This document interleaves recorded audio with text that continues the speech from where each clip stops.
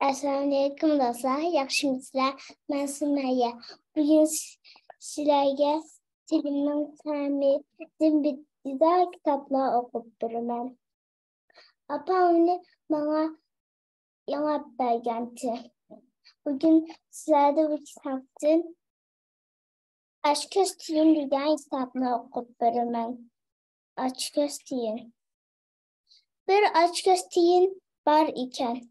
O da en gözünü yıkarsa şunu alsam deyken.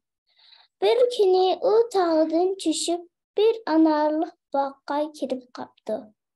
O talla ahırı an çok an kızıl anardan birini üzüptü de seklep taklap gidipti. Tiyin bağdan çıkıp bir ıtızlığa kaptı.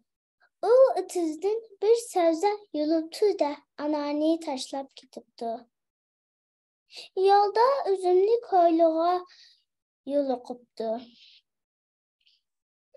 Şunun bilen sözünü taşlap çok bir sabah üzümlü yudup mağıptı. Öge barğan çabir ırık uçraptı. Karsa ay turğan. Tiyin ırıktın aynı süzmekçi bolup, özümlü taşlap aynı qoğulaptı. Ahır aynı tutamay, öyge kuru kol yanıptı. Hoş.